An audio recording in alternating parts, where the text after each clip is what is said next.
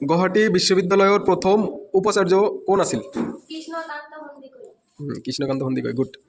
তাৰপিছত ৰাবিয়া কোৱা, অসম বিধানসভাৰ প্ৰথম অধ্যক্ষ কোন আছিল? বসন্ত দাস। বসন্ত দাস, গুড। তাৰপিছত তুমি কোৱা, মহাপুৰুষ শ্ৰীমন্ত শংকৰদেৱৰ শিক্ষাগুৰুজনৰ নাম কি আছিল? মহন্ত কন্দলী। মহেন্দ্ৰ কন্দলী, গুড। যোৱা।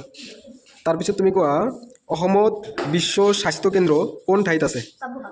চাবুৱাত, গুড। তুমি কোৱা, অসমৰ প্ৰথম কথাছবিখনৰ নাম কি? জয়মতী। জয়মতী, যোৱা। তাৰপিছত তুমি কোৱা, অসমৰ সংগীতৰ সূৰ্য বুলি কাক জনা যায়? ডক্টৰ ভূপেন হাজৰিকা। ডক্টৰ ভূপেন হাজৰিকাক, যোৱা। তাৰপিছত শাহানাজ কোৱা, অসম বিধানসভাৰ মুঠ আসনৰ সংখ্যা কিমান? 126খন, গুড।